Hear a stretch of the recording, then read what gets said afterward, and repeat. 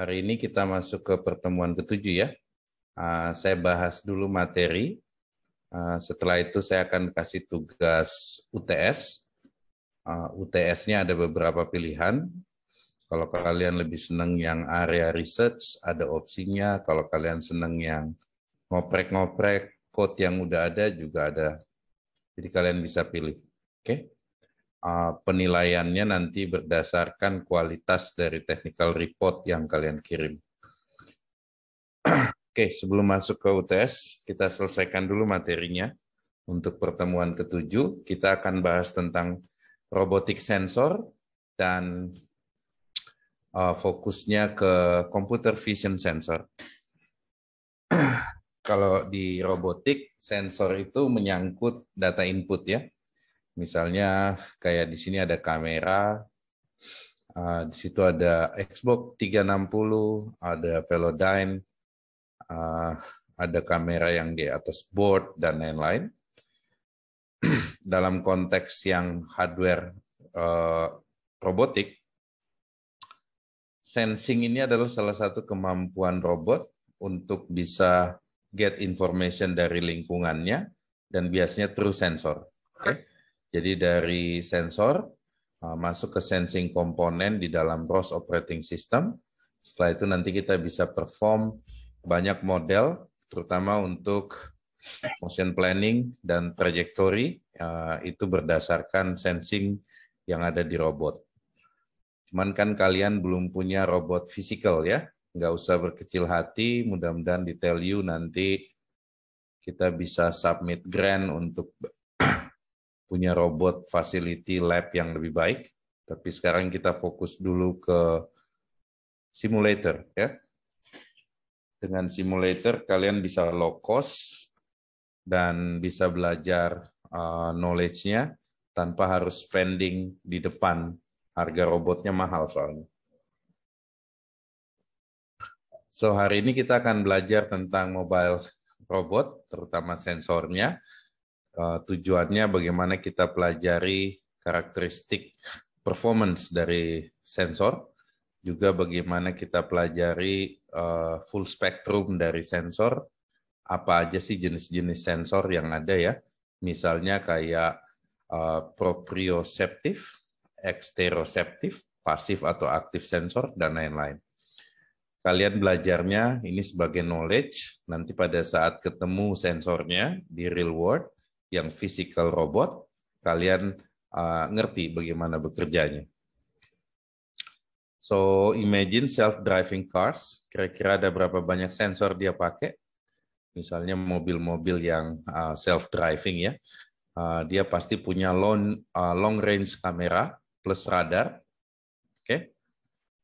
Dia juga punya perimeter lidar ya, jadi ada peripheral vision system plus radar di depan. Dia juga perimeter lidar sama vision system di depan juga.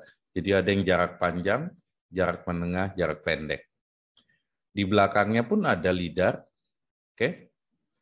Untuk ngelihat apakah ada yang mendekat dengan cepat dan lain-lain. Dan di atasnya ada 360 lidar untuk ngelihat 360 degree. Dengan fasilitas sensor ini, mobilnya akan sangat aman karena dia bisa lihat depan, belakang, dan 360 degree. So, tentu saja agak sulit buat kalian punya mobil untuk belajar self-driving cars. Di internet banyak sekali self-driving cars simulator, ya. Kalian bisa search, ada yang dibuat oleh Google, kalau nggak salah. Coba kita lihat ya.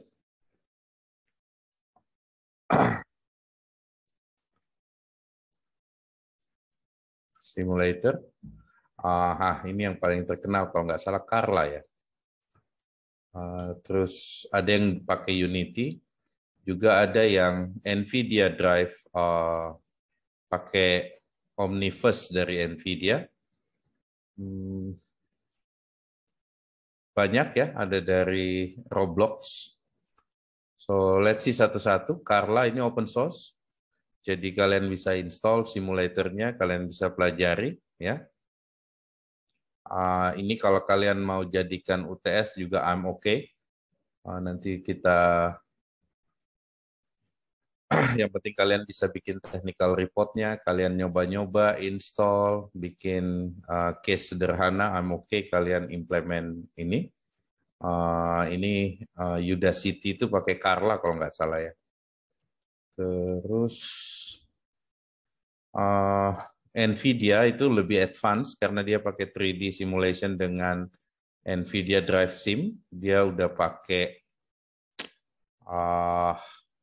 advanced 3D simulation pakai Omniverse.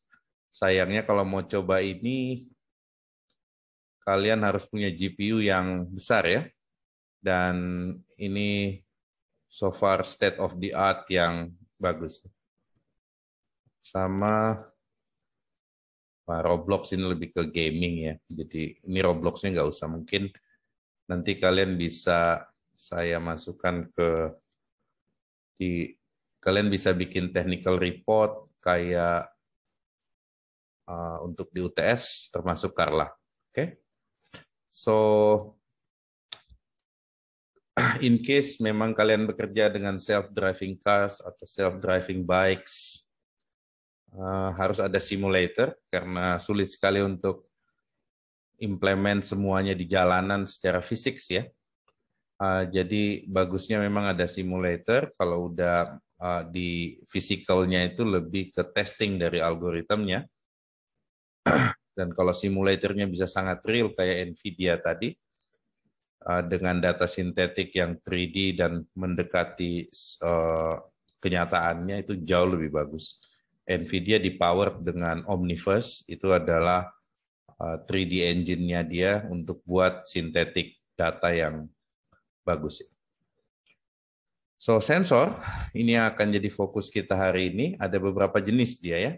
Ada yang proprioceptive, jadi dia measure internal value dari robot, kayak kecepatannya, robot arm joint angles, misalnya untuk arm manipulator, baterai voltage, gitu ya. Ada yang sifatnya exteroceptive, bahwa dia dari luar, dari lingkungan.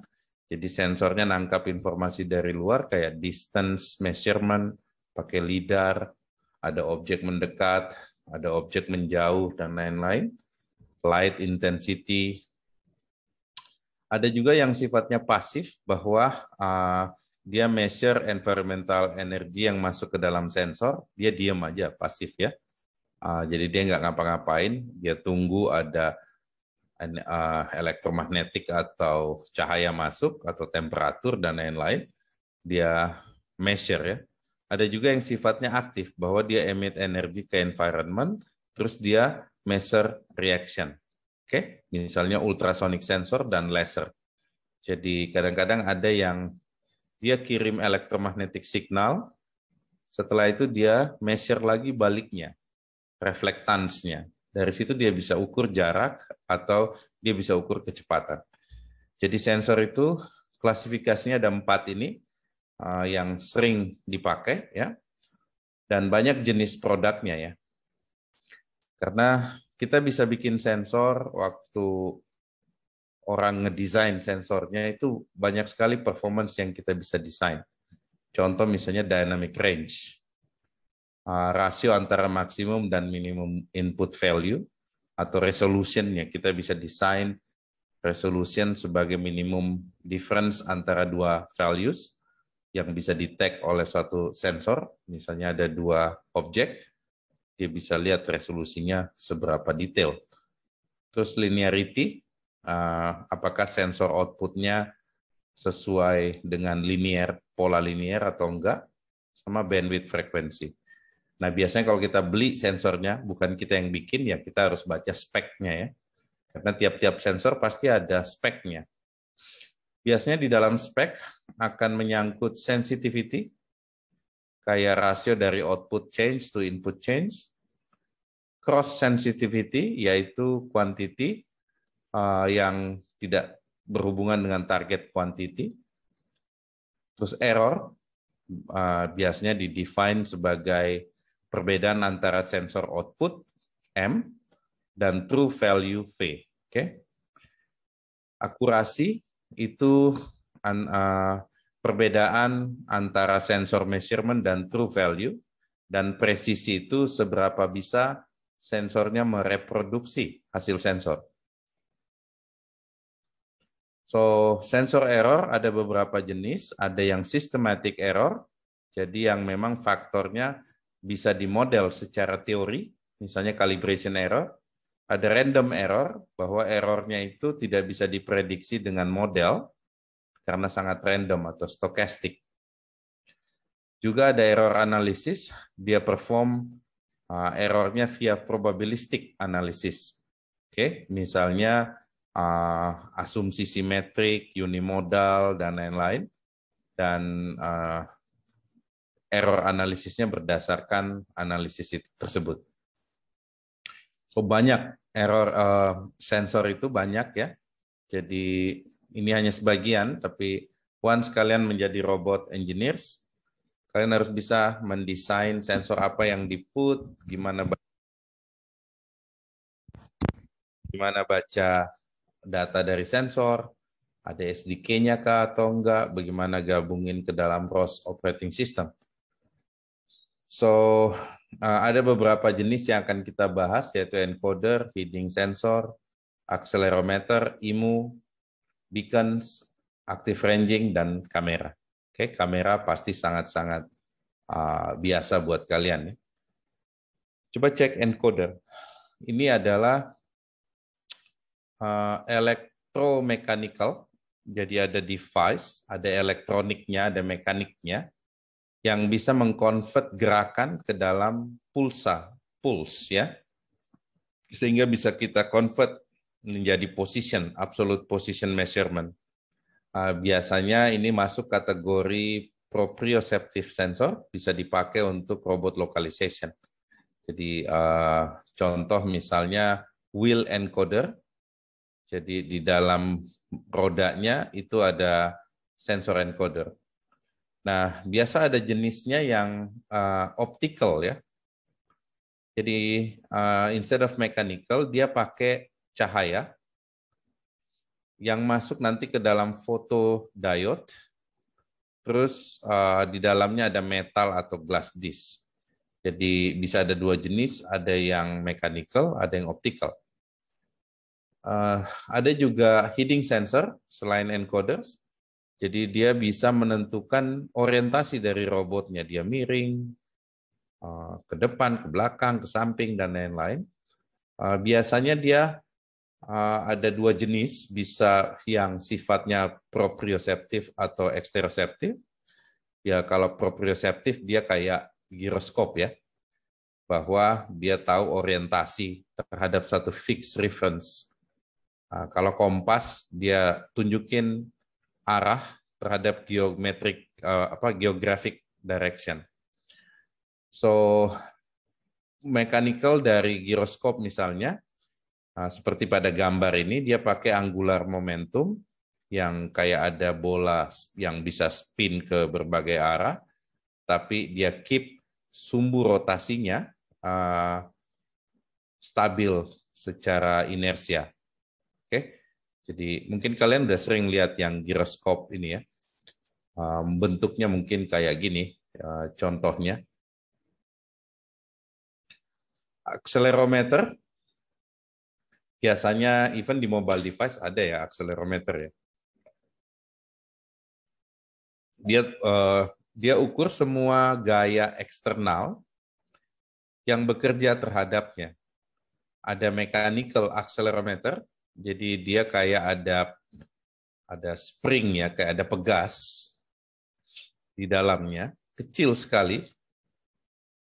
Dan dia bisa dengan gerakan dari pegas dan ada massa itu, dia bisa hitung koefisien dari, kalau massanya kan harusnya waktu didesain kita tahu ya, tapi damping koefisien dan spring konstannya misalnya kita udah juga tahu, maka dia bisa mengukur A-nya, accelerometer applied-nya kira-kira Kx bagi M.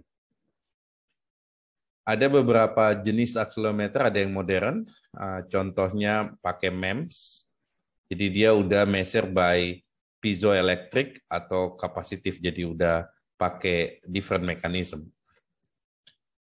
Inertia Measurement Unit atau IMU, jadi device yang pakai giroskop atau accelerometer untuk estimate relative position, orientation, velocity, dan acceleration dari benda yang bergerak berdasarkan inertia frame ya.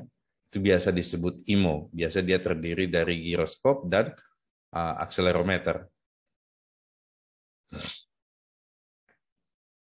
Jadi dia gabungan. Beacon ini kayak sending signal, jadi ada device sending signal atau signaling device dengan precisely known position. Contoh misalnya kalian kalau naik kapal terus ada mercusuar ya atau bintang, selama dia sending signal, signalnya kita bisa lihat, itu bisa kita jadikan sebagai acuan gitu ya.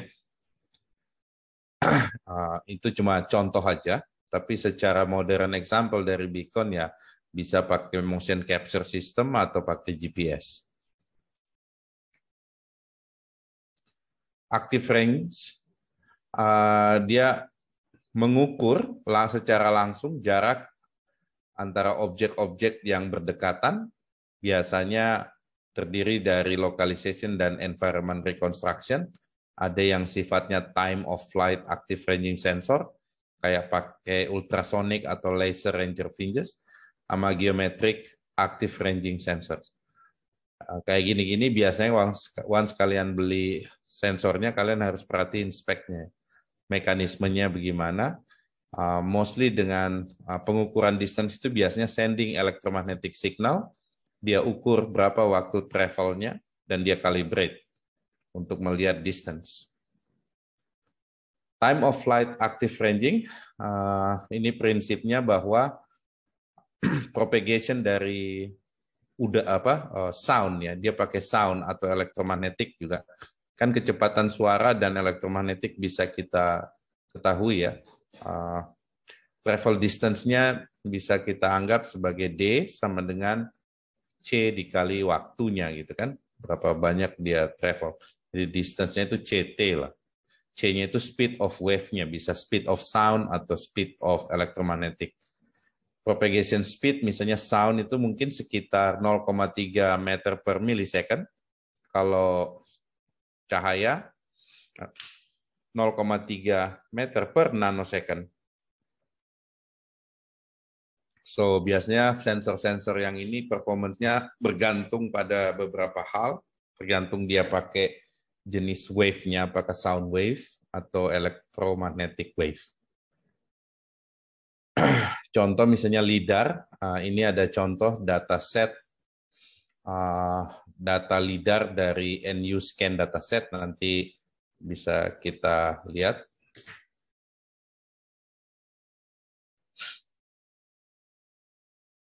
Jadi ini contoh dataset yang besar ya, yang sudah dikumpulin untuk researcher autonomous driving car. Jadi LIDAR datanya dikumpulin dan kita bisa pakai, instead of kita collect lagi, ini biasanya untuk autonomous car. Jadi data yang publik udah dijadiin publik untuk orang bisa belajar gimana memproses data yang dari LIDAR. Oke. Geometric active ranging, ini misalnya Xbox 365, dia pakai geometric property dalam pengukurannya untuk pembacaan jarak. Oke. Jadi dia pakai pola-pola cahaya, misalnya point, line, texture gitu ya, dan reflectionnya di capture by receiver, kayak Xbox receiver itu ya, dengan non-geometri, jadi dia bisa tahu geometri dari benda yang dia sensing.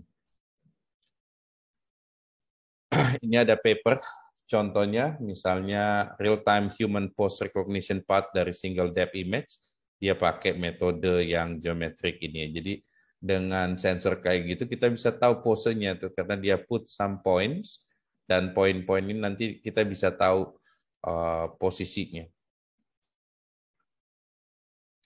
Banyak sensor lain yang ada ya. Jadi sensor teknologi juga berkembang terus bukan cuma radar yang pakai efek Doppler atau tactile sensor, tapi saya rasa ke depan mungkin nanti artificial skin, jadi mungkin kita pakai baju, tapi itu full of sensor yang nanti bisa connect ke kita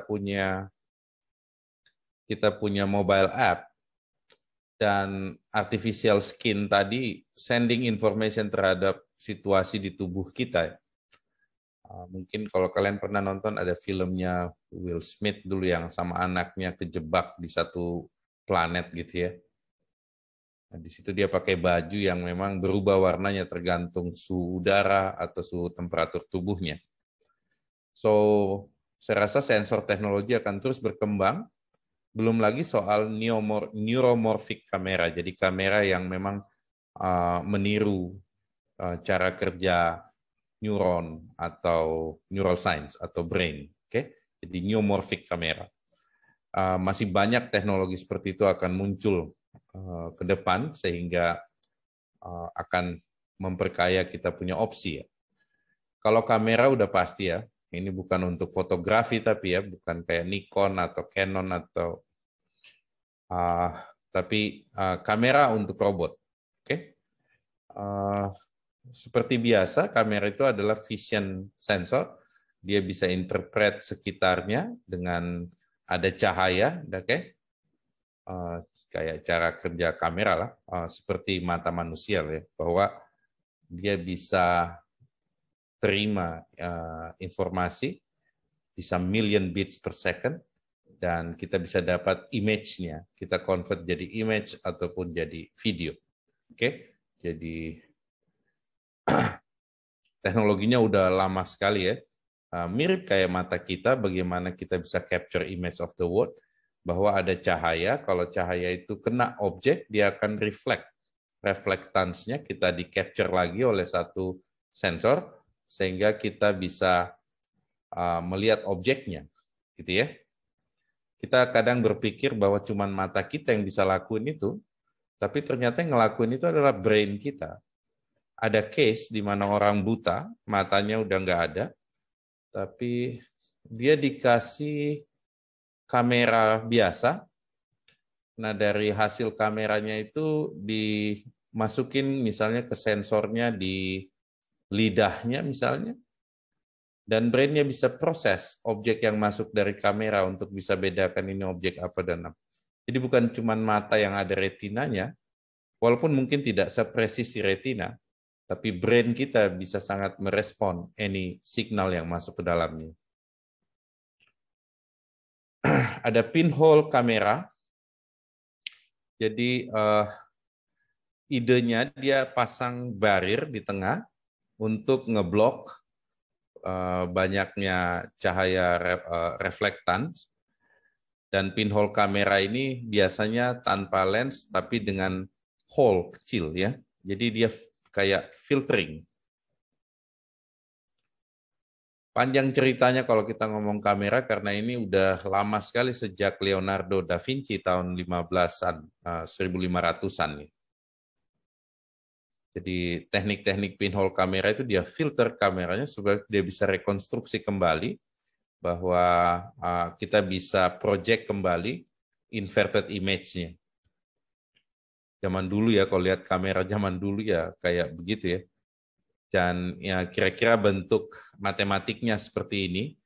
Jadi dia bisa rekonstruksi karena ada pinhole-nya, cahaya yang masuk itu dia kecilin dan setelah itu dia rekonstruk lagi ke dalam image plane dan image center. Teknik-teknik ini pasti ada kelemahannya, kayak pinhole kamera ini ada isu di sisi aperture-nya. Larger aperture, lebih greater number of light yang masuk, oke, jadi blur dia. Atau smaller aperture, kalau kekecilan dia jadi diffract, oke. Nah biasanya dipasang lensa di depannya, oke, supaya menyelesaikan masalah aperture yang smaller sama larger ini, nanti lensanya yang bisa jadi kalibrasi gitu ya. Jadi lensanya ini kayak optical element yang fokus bisa memfokuskan cahaya dengan refraction. Nah, di kamera-kamera sekarang itu lensanya yang mahal kan. Pinhole-nya sih ya teknologinya begitulah. Dari dulu gitu ya. Cuma teknologi lensa ini yang sangat advance sekarang karena dia pakai materi-materi yang kayak kaca atau amorphous gitu ya, yang memang mahal untuk dimanufacture. Nah, ada thin lens model. Kalau kalian pernah belajar fisika mengenai hukum Snell, jadi thin lens model ini memanfaatkan hukum Snell. Oke, kalau misalnya ada cahaya sinar masuk melalui O, ya dia tidak direfract, oke, hukum Snell ya. Kalau dia paralel, oke, dia ke focus point. Kalau dia passing melalui titik P, ya, dia akan difokuskan ke titik P. Oke. So, teknologi thin lens dan lain-lain sudah ada di sekitar kita. Kalau kalian suka fotografi, harusnya tahu masalah ini ya. Mungkin kita nggak usah bahas terlalu panjang soal yang properti tersebut. Kalian bisa lanjutkan nanti di sini kalau mau lihat bagaimana properti-properti dari thin lens, jadi model. Oke, kita akan masuk ke materi berikutnya tentang UTS. So, nanti kita akan belajar di pertemuan ke-8 setelah UTS. Minggu depan kita off dulu ya. Jadi kita ini sekarang tanggal berapa? Ini pertemuan ke-7 tanggal 19. Coba saya cek ya.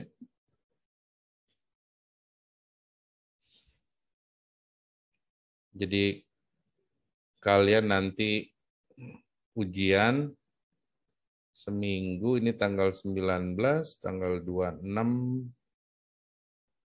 Jadi tanggal 3 kita masuk lagi 3 November ya.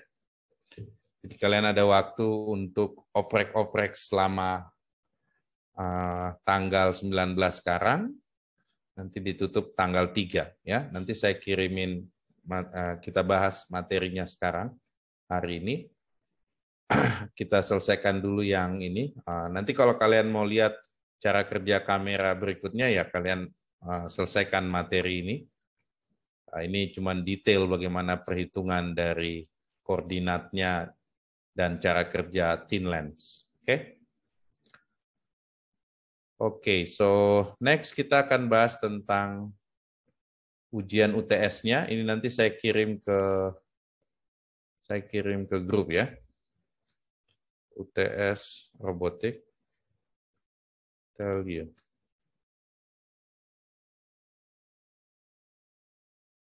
Oke. So tadi saya mau masukin juga yang Carla autonomous card.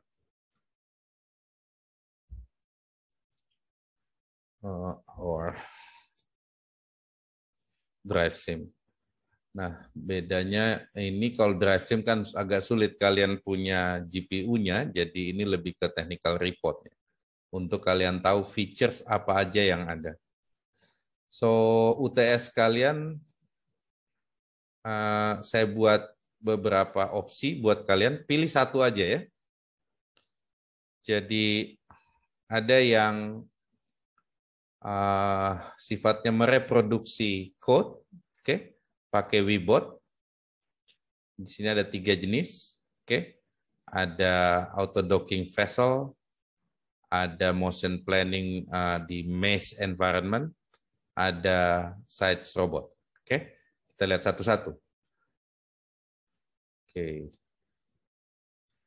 Yang ini size robot, ini dari Hungaria. Jadi PR-nya adalah gimana bikin robot ini seimbang, ya. So robotnya harus bisa self balancing. Ini banyak dipakai misalnya di motor, bisa nggak motornya itu self balancing ya. Tapi yang versi sederhana tentunya ya, bahwa ada Webot simulation environment, terus ada self balancing algorithm yang kalian harus implement. Ada beberapa, ada KS0193, Nah, tapi ini nggak ada challenge-nya. Ini biasanya dipakai di Hungaria itu untuk kompetisi. Jadi dikasih challenge, kalau saya sentuh gini gimana. Oke? Tapi tujuan kalian nggak usah sampai challenge. Ya. Tujuan kalian di sini reproduce words-nya, download ini. Jadi kalian harus git clone. Setelah itu harus bisa jalanin words-nya di dalam Webot. Oke? Ada library kalian harus jalanin untuk controllers-nya ya. Jadi harus implement controllers-nya, ada KS0193 untuk base-nya, maneuver, weight, nama weight control. Sama ya ada prototype-nya. Oke. Make sure jalan dan kalian bisa bikin dokumentasinya ya. Yang akan dinilai apakah kalian bisa reproduce code ini dan dokumentasi. Nah, sebaiknya kalian clone code-nya ya. Nanti kalian bikin git sendiri. Jadi clone git-nya to your git. Setelah itu kamu jalanin, hasilnya bikin rapih di documentation. PDF-nya upload lagi ke git ya. Jadi upload ke git. Biar nanti yang memeriksa hasil UTS kalian juga tidak ribet ya, bikinlah dokumentasi yang baik. Oke, pasti sebagai pengajar kita ngelihat effort kalian. Kalau effort kalian seadanya ya nilai kalian seadanya. Kalau kalian serius terlihat di technical documentation yang kalian buat. Oke, nanti minggu depan saya kirim satu Excel yang ada nama-nama kalian. Nah, kalian isi Git URL kalian ya ke dalam lokasi tersebut. Ada beberapa case saya menilai anak-anak semester lalu, Git-nya nggak diisi, tiba-tiba pengen minta nilai. Gitu ya. Saya tidak senang dengan attitude seperti itu, tapi akhirnya saya kasih juga nilainya. Dengan catatan dia harus tahu bahwa dia berbuat kesalahan. Oke? Tidak ada gunanya seperti itu ya. Tidak ada gunanya kalian nulis nilai A, B, C, D, E, tapi nggak punya pengetahuan.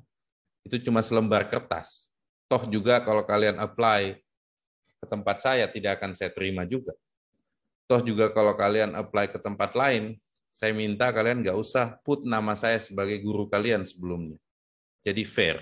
Okay? I will give you the score, but never put my name. Dan ya mungkin sebaiknya juga jangan put Telkom University as your school. Oke. So, ada 4 opsi, ini yang tadi kita udah bahas ya. Opsi kedua, ini ada contoh dari Palermo di Italia. Jadi ada environment kayak maze ya, dan robotnya, Webotnya dia pengen bisa escape. Oke. Coba kalian jalanin controllernya supaya dia bisa escape dalam maze ya. Ini ada contohnya. Kalian bisa pilih di sini, banyak juga belajarnya ya. Karena environment cukup kompleks. Oke. Itu yang saya put sebagai nomor 2. Now yang nomor 3 ada auto docking vessel. Jadi ini kayak docking algorithm untuk robotic vessel, oke? Jadi anggap dia lagi jalan di air gitu ya, terus dia bisa docking, oke? Ini juga opsi kalian bisa pilih. Terserah kalian suka yang mana yang kalian oprek, modelnya sama, ada controller, ada words-nya.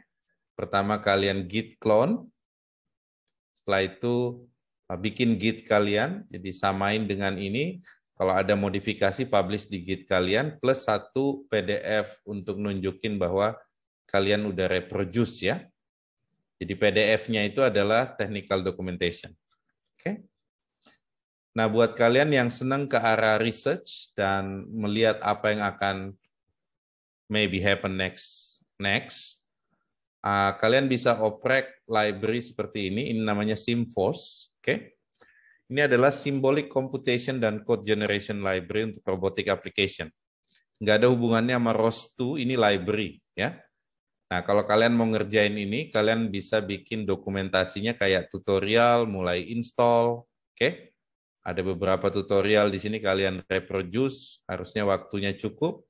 Ada contohnya pakai Python, ada pakai C++. Oke? Jadi ini pakai Symbolic Computation Method untuk gimana melakukan algoritma robotik. Tidak ada hubungannya sama ROS2 ini, ya. Nah, setiap code yang kalian tulis publish ke Git kalian. Ini untuk yang Symfos, oke? Kalau Carla sama dengan Symfos, kalian bisa install Carla asal laptop kalian cukup ya. Dan kalian bikin dokumentasinya supaya saya tahu bahwa kalian sudah reproduce atau belajar Carla. Oke, sekaligus waktu belajar Carla, kalian lihat juga yang high-end, yang sudah punya digital twin, pakai NVIDIA Drive Sim. Sifatnya literatur review, karena kalau saya suruh kalian bikin pakai NVIDIA Omniverse ini, kalian harus beli GPU dulu yang powerful. Oke? Dan dia benar-benar mirip ya, ini bukan foto ya, tapi ini simulation. Jadi ini untuk yang serius lah ya.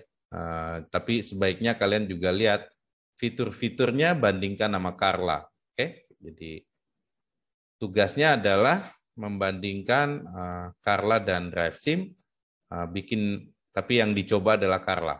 Oke, so minggu depan saya kirim ininya.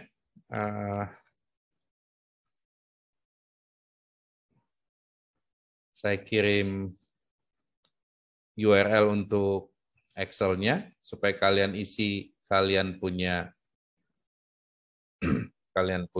Git ya.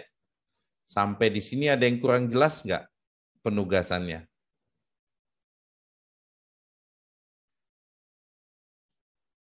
Apapun yang kalian pilih 1 sampai 5 sama aja ya. Yang akan dinilai itu kalian punya keseriusan, berapa effort kalian put di situ. Oke. Tapi sebaiknya yang cuman mau nilai aja udah pasti kosong Git-nya nanti. Ya, sebaiknya jangan ikutin mentality seperti yang saya ceritain kemarin, karena saya pasti kasih nilainya. Dan saya flag nggak bagus buat kalian. Oke? Jadi sebaiknya spend waktu karena waktunya cukup ya, dan have fun dengan UTS-nya. Ada pertanyaan sampai sini? Nanti Mas Haris dari Samsung akan bantu saya untuk evaluate kalian punya Git. Saya nggak ada waktu untuk itu. Jadi make sure kalian bantuin Mas Haris juga supaya tidak sulit dia mengevaluate gitu ya. Sebagai mahasiswa kalian udah harus punya tanggung jawab, make sure bahwa any action yang kalian buat tidak merugikan orang lain. Oke? Kalau kalian memang tidak kerjain, ya nggak usah nyontek, nggak ada gunanya juga. Oke? Kosongin aja. Oke? Yang kosong nilai UTS dan ujian akhirnya ya udah pasti E. Kalau kalian tetap minta nilai dengan kondisi seperti itu, ya kasih aja. At your cost. Oke? Cukup jelas ya? Jelas, Pak. Ya. Jelas, Pak. So, have fun ya. 1 sampai 5 weighting-nya sama, yang kita lihat technical documentation-nya serius apa enggak. Oke? Kalau kalian suka riset, saran saya pilih Carla atau Symfos. Kalau kalian suka development, pilih 1 sampai 3. Oke, sampai ketemu di tanggal 3. Have fun dengan UTS-nya ya, spend waktu 1-2 jam cukup. Oke, thank you semuanya. Sampai ketemu tanggal 3.